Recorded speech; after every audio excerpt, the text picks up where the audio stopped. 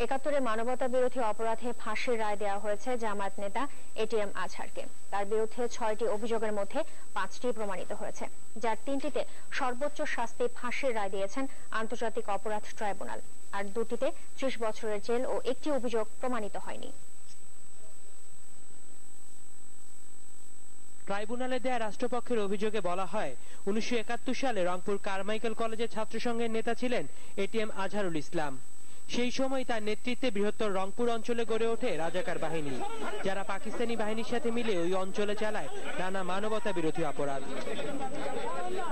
আর রংপুর অঞ্চলে সংগঠিত মানবতা বিরোধী অপরাধে ২০১২ সালের ২২ আগস্ট গ্রেফতার করা হয় জামায়াতের এই নেতাকে।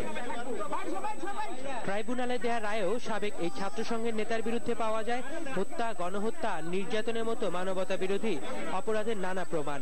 রায়ে বলা হয়, রংপুরের বদরগঞ্জ থানায় ১৫ জনকে অপহরণ, হত্যা, গণহত্যা এবং অগ্নিসংযোগ ও লুটপাটের অভিযোগের প্রমাণ পায় ট্রাইব্যুনাল। একই এলাকায় পাক বাহিনীর সহায়তায় গণহত্যা করেন ১২০০-রও বেশি নিরীহ বাঙালিকে, চালান লুণ্ঠন ও অগ্নিসংযোগ।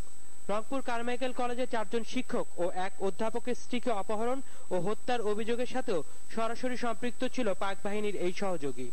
১৯৭১ সালে মহান মুক্তিযুদ্ধ চলাকালীন সময়ে আমাদের মা বোনদের শ্রেষ্ঠ সম্পদ, সেই সতীত্ব তারা লুট করেছে ধর্ষণের মধ্য দিয়ে। এটিএম আজহারুল ইসলামের বিরুদ্ধে নারী নির্যাতন এবং ধর্ষণের মতো মানবতা বিরোধী অপরাধের প্রমাণও পেয়েছে ট্রাইব্যুনাল। রায়ে বলা হয়, ৭১-এর ২৫ মার্চ থেকে স্বাধীনতা পর্যন্ত রংপুরের বিভিন্ন স্থান থেকে নারীদের ধরে এনে টাউন হলে ধর্ষণ সহ নির্যাতন চালাতেন এই জামায়াত নেতা। ৭১-এ রংপুরের ত্রাস এটিএম আজহারের বিরুদ্ধে মাননীয় ট্রাইব্যুনাল ৩টি অভিযোগে তাকে ফাঁসির আদেশ দিয়েছে।